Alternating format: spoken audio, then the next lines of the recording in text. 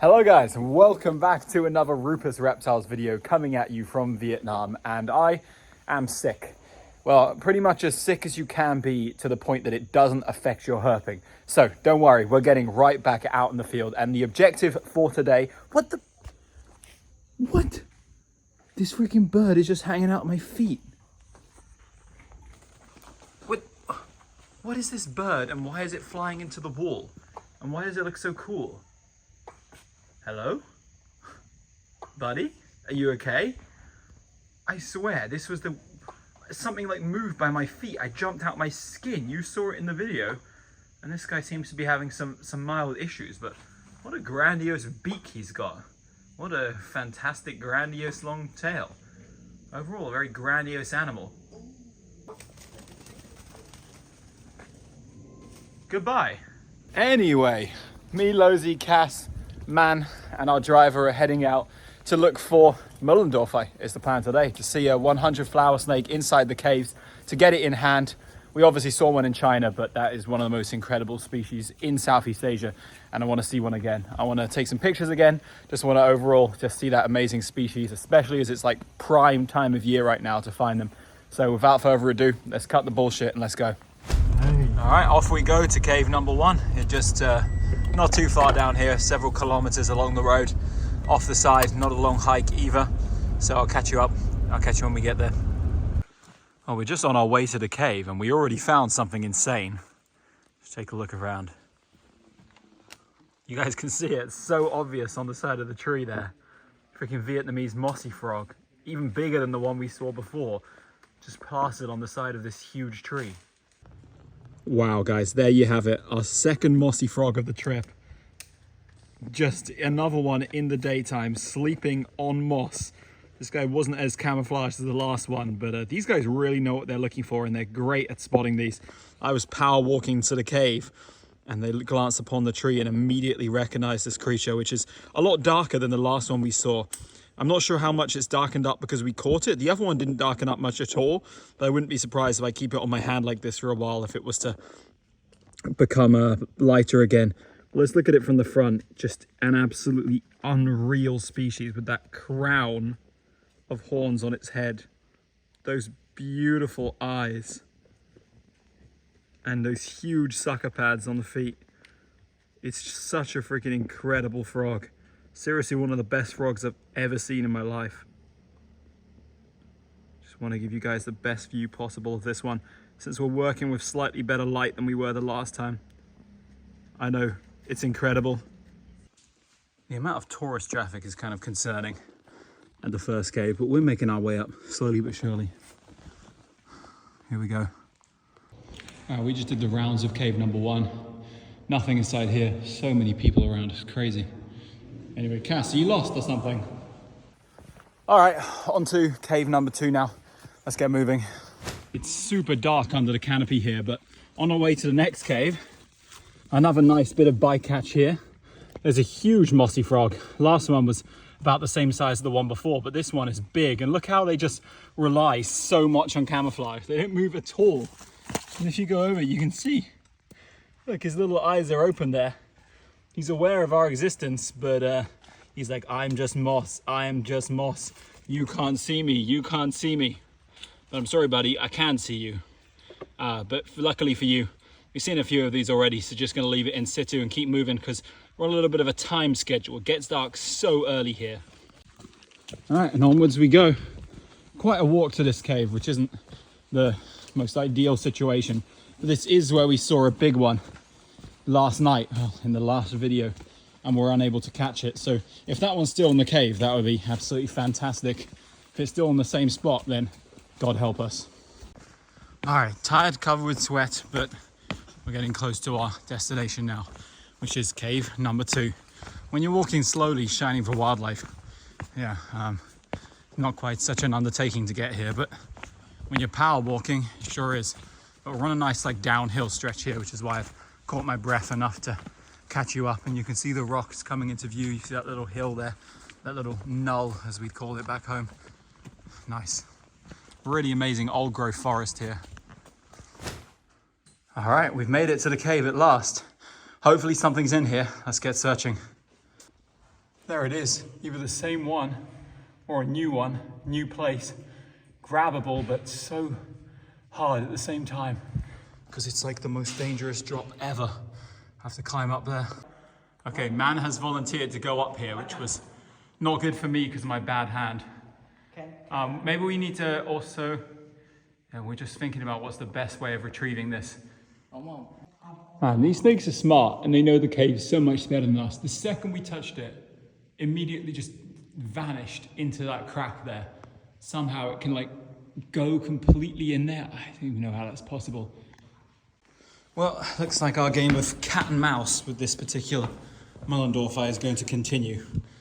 We will be forced to return later. Damn. All right, just had dinner and now we're back out again. And you can see this car strangely has yellow lights, but the lights are pretty decent actually. So if anything crosses the road, we're gonna see it. We're on our way to check out some karst formations. At night, our main target is Protobothrops cornutus, quite rare around here, very rare in fact, but it's definitely possible that we can turn one up. It's a good time of year, and we're debating whether or not we're gonna go try play cat and mouse again with that freaking Mullendorfer. We'll see how things go. We'll definitely check out the cave, which is closer and was very busy in the daytime. Maybe something will be out of its little hole in there, but I'll catch you up when we start seeing some stuff, which I'm sure we will. All right, we just road cruised a Lycodon, and I do not know what this is. What the hell is this? What is this? What is this?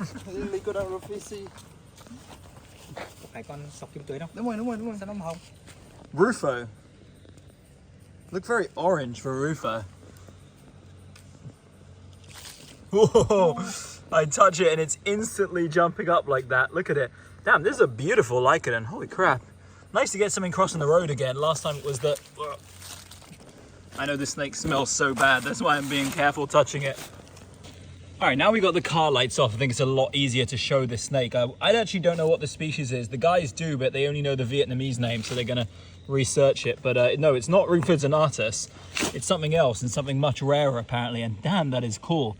That pink-banded Lycodon we saw up on the mountain weren't too bad, but this is like 1,000,000 times better with these actually like pinkish orange bands all over. Such a cool band pattern. And that head pattern is just awesome. Look at that. Damn. I wasn't sure what this was when it was crossing the road, but of course I forget up in this area you get these huge stocky Lycodon in the kind of like Rufus zonatus group, along with like the other ones, Flavus zonatus. Okay, I got this guy in hand and realized he's not a biter, and now you can take a look. Yeah, I don't think this is Rufo, but it's because of the color and the head pattern seems a little off. It's obviously in that like Rufus zonatus complex of all the other zonatus type ones. But it's really, really beautiful Lycodon actually. Such a cool texture. It reminds me color-wise of Lycodon cardamon-ensis, although obviously the specifics of how it looks, the body shape, the head morphology, etc. is completely different. And you can see they always have these silly little like googly eyes, these Lycodon. It's so freaking cute. Little stuffed animal eyes, although this one, a nice like silver. I wouldn't put it past him biting me, but he doesn't seem to be on that meta. Anyway, nice find. We're going to continue. Civet running across the road up there.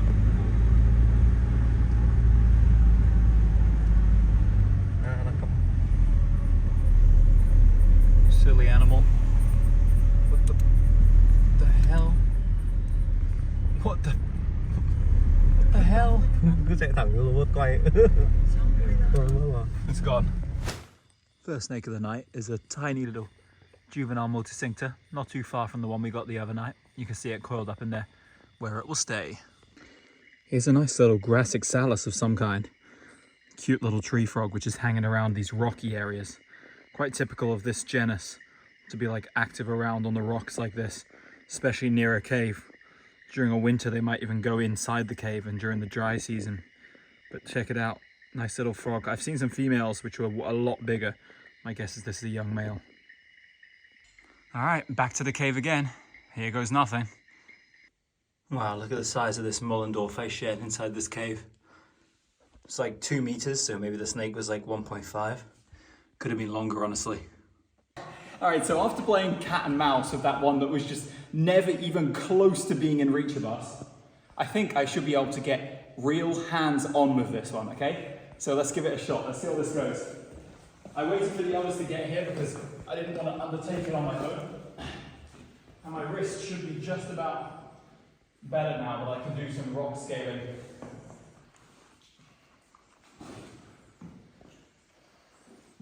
Yeah, I got this one easy. Ooh. Hello, mister. You are in shed. It's in shed. Here. Let me bring this girl up. God. This one would be so beautiful if it wasn't in shed.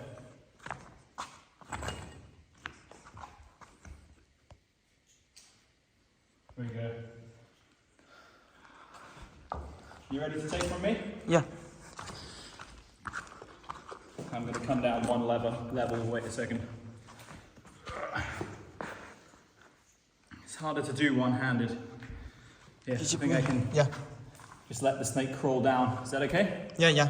Ready? Oh, right. Okay. Yeah. Cool. In shed Mullendorfi. Let me see if I can escape this way.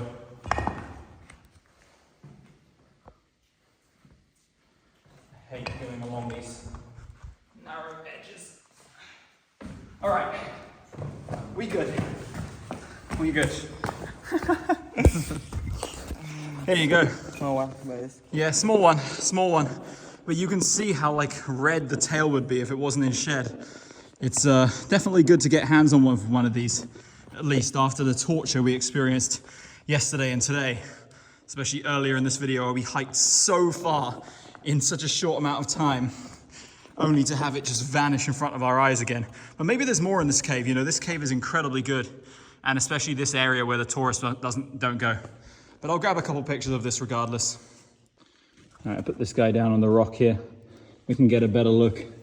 Look, there's so many reds on that tail. That one would be a crazy red morph. But this is the famous cave rat snake of northern Indochina, of far north Vietnam and southern China. It doesn't exclusively live in caves, but at this time of year, when it starts getting cold, they do tend to be hanging out in caves a lot more, which makes them a lot easier to find. Both caves that are accessible within this area, we've already got an individual in each. And there's probably more. These are just the ones that are sitting in places that we could see. But I'm giving like real American herping vibes with a rat snake in hand, in shed, especially one that would look gorgeous otherwise. Actually, this one might actively be shedding. Look at that there. Maybe we can actually help this one along to shed, but check out how docile it is when you just pick them up. When you want to battle them in a cave hole, they will be the most defensive snakes, but if you just get them in hand, slowly pick them up, they kind of just resign to their fate, and they're like, yep, you got me, so let's see if I can crawl off, or let's see what happens. But here's a full look at this beauty with some strange cup there on the cave. So many people, when I posted this before, pointed out what a like python-like head they have. And I can't unsee that now. It is so freaking python-like. A load of people responded to my story when I first posted one of these, which is actually surprising to me how unknown this snake is, considering how massive and infamous it is in this region. Not just infamous amongst herpers, but also infamous amongst local culinary enthusiasts who will happily eat the snake. But as we're inside a national park, that's why these caves are so consistent to find them. And I'd go as far as to say this is the best place in Southeast Asia, without a doubt, to see a Lafe Mullendorfi. Come, be in my hand. Not on the broken glass, buddy. But I'll tell you about this species. Like, they are just the best species at stopping themselves from being caught in caves. This one wasn't as ready as they usually are because it's in shed, but one that wasn't in shed would have put up a serious fight. Like, it would just know exactly what holes to go down and what areas to go into, so it can't be caught. But yeah, that's enough rambling about this snake, I think. But it's great that we actually accomplished our target we set out today. Oh, there's going to be more broken glass in a second if I keep putting him there. Yeah, come here, buddy. Go back on this area. You were looking great there. Yeah, I love that. This species is a real bum one to photograph. It just moves so much. Real tricky boy. But we'll give it a shot. Hey. All right, our daytime endeavor was successful at night. So now it's time to look for some nocturnal snakes of interest. Let's go. Scanning rocks, scanning rocks. That's what we're up to. That's what we do. That's what we've been doing a lot this year. It's been good though. Check out this cutie. It's a juvenile Lycodon futsingensis. I'm pretty certain. I don't know if the pink is showing up for you guys. It just doesn't like to show up on this. but those pink bands I think would indicate the same species we've seen a couple of already on this trip. Although this one, because it's a juvenile, has the big broad white band on the head. It's a really pretty little species just cruising around amongst these rocks, and nice to get another species on the board for tonight. Let's keep pressing, see how many numbers we can pull up. Let's go. Just exploring and came to this really cool like limestone waterfall. Look at this. And it goes way down there as well, and all over that side. Would be amazing in rainy season, but just a small trickle this time. So we just got to the cave where we lost the big Mollendorfite earlier. We haven't gone inside yet, but look at this like breeding congregation of Grassoxalis. 1, 2, 3, 4, 5, right? Is there any more? Oh, there is a 6th one lurking. Where? Yeah, there we go. So yeah, there's 6 of them just in this tiny area. Freaking crazy. Here's a first for our herping. Here's a mossy frog in situ, climbing about at night, active, like doing its thing, probably calling in between its other nonsense. But the first time we haven't seen one just sleeping on moss. We haven't seen a snake in a while, so it's quite nice to see a Parius CF formosensis, whatever the hell it is. Another little juvenile who's just crawling around in this vegetation on the ground here, looking for slugs and snails. All right. Look at him. He's doing the freaking ball up Apelopeltra boa type beat. That's so freaking cute. One adorable snake. Funny how these always tend to show up in like groups. Just right after that first slug snake, this second one like popped up out of nowhere. Looks like it's going into shed too. A little goodbye from the forest tonight. Right at our car, there's another snake. It's an Hatila brasina chilling in the tree there. Literally right next to the car. I was literally right about to run an outro, and then we road cruised another snake. It's a Mukro again, crossing the road. Actually our first one of the night, so great to see one of these. And this one could take the cake for most beautiful Mukro yet. This one's got an awesome like kind of golden brown stripe down the dorsum, and you can see it reacting to my hook here. Ooh! Sudden giga strike, fangs out. I didn't expect that from this guy. But yeah, this one is gorgeous. Hold on, let me calm this little shitbag down. Man, this one is unlike any freaking Mukro we found on this trip so far. Look, every time I get in front of it, its first reaction is to freaking strike like crazy. God damn. Shame, because I was going to say this is such a nice individual. Look at it go. The tail going as well. Nice. Anyway, it's so late. Let's let this guy scoot off. All right, off you go, beautiful. Really, really nice pit viper that. Oh, 1 strike for good measure. Now let's send you down there. Say goodbye.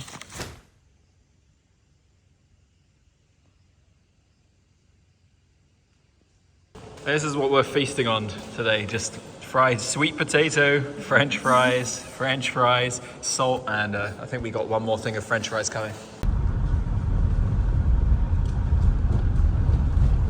All right, just cruised our first live snake, and it's a TS multicincta, a young one on the road, which has got a perfect little right angle thing going on in its body, and is doing its best to avoid being seen. Let's come from an angle with better lighting. Yeah, that's nice right there. Actually, I'm not sure how many of these have better lighting, but there's definitely a cool sight, and great to see something active on the road. That's a positive sign going into our forthcoming driving. All right, we've got a couple pictures of this guy on the road, and we're gonna move him off so we can start cruising again. If I pick him up, I reckon the biting's gonna begin. Yeah, that's very predictable. Cute little snake though. And yeah, let's take one last look before I drop him off in the bushes here. Lovely rat snake, let's go. All right, after a little bit of road cruising earlier, we decided to switch it up and do some bike cruising tonight.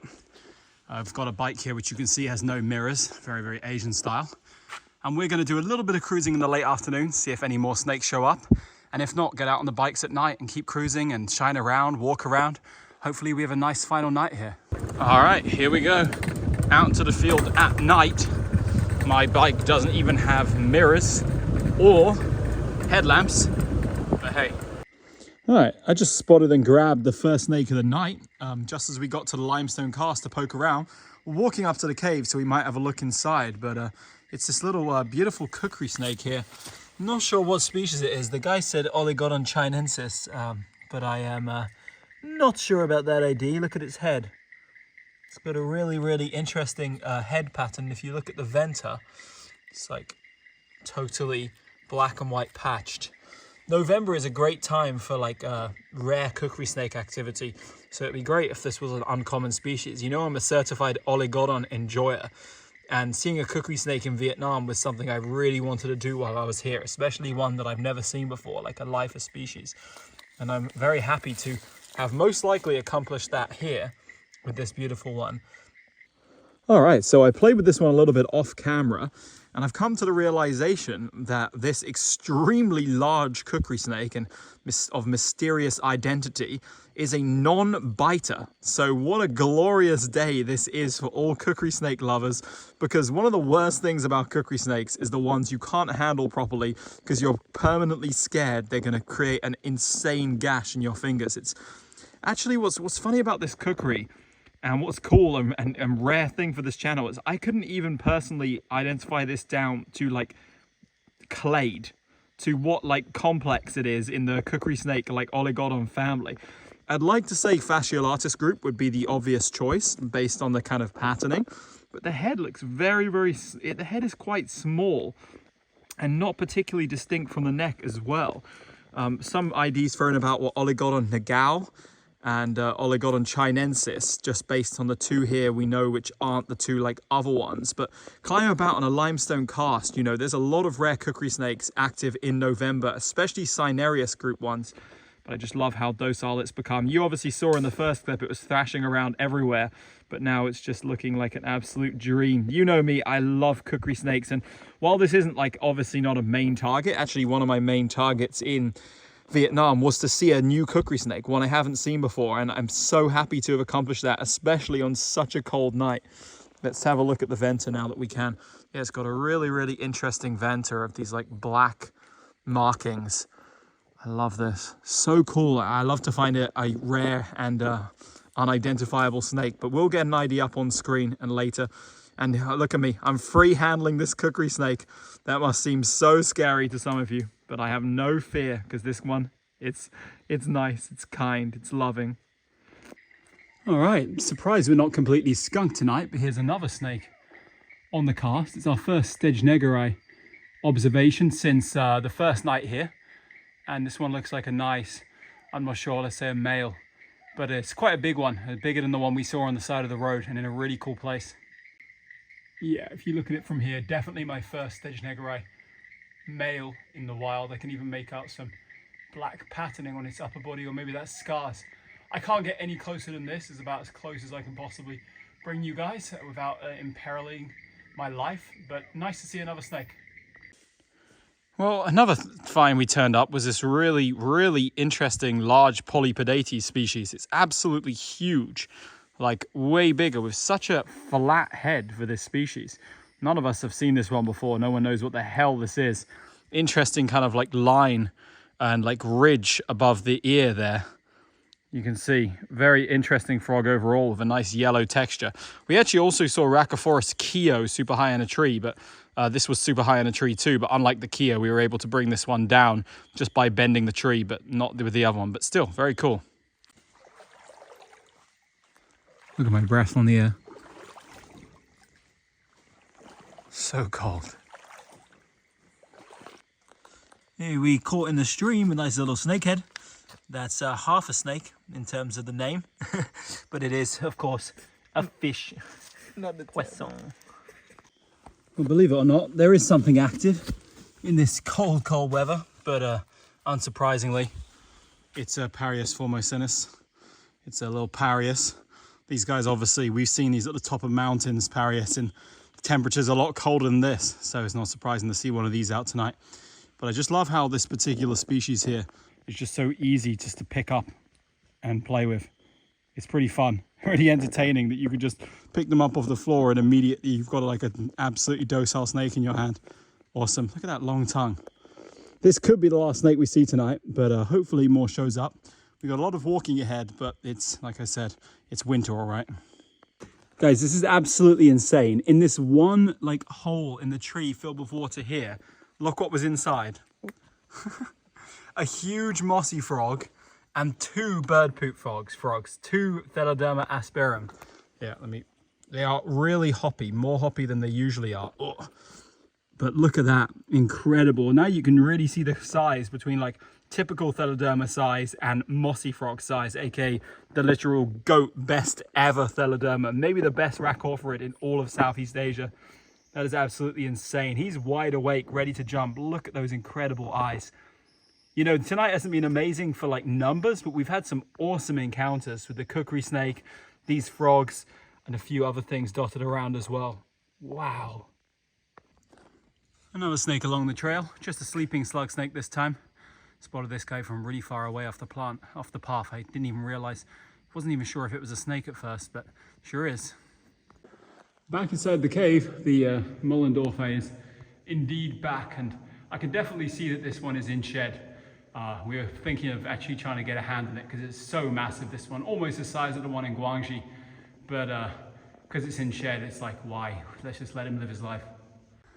Yeah, it's a real shame this time that both caves had a Mollendorfer inside, obviously awesome, but both of them were in shed. We could definitely get that huge one down, but I hope you forgive me, guys. I just don't want to harass a snake, which I really don't have that much of a interest in photographing. And we already saw an in-shed one anyway, so. But yeah, really cool caving. I really do love it, I can't lie. Limestone cast enjoyer goes hand in hand with cave spelunking enjoyer. All right, well, that's it, guys, for this area. It's been a very fun few days. I hope you enjoyed the videos. Saw a lot of really interesting and some very rare snakes, which was amazing for me. We saw Mollendorf's rat snake, and just let me know in the comments which is your favorite snake from this video. And I will be back at it, hopefully with 1 more, maybe 2 more Vietnam videos. I'm getting out for a couple days of herping in about a week's time. And then maybe I'll get out for some herping at the end of my stay as well. But this is mostly a downtime, relaxing holiday for me, all right? But we got out to do some exploring here, and we had a great time. Thanks to Lozy and everyone, all the guys, for helping me out with this.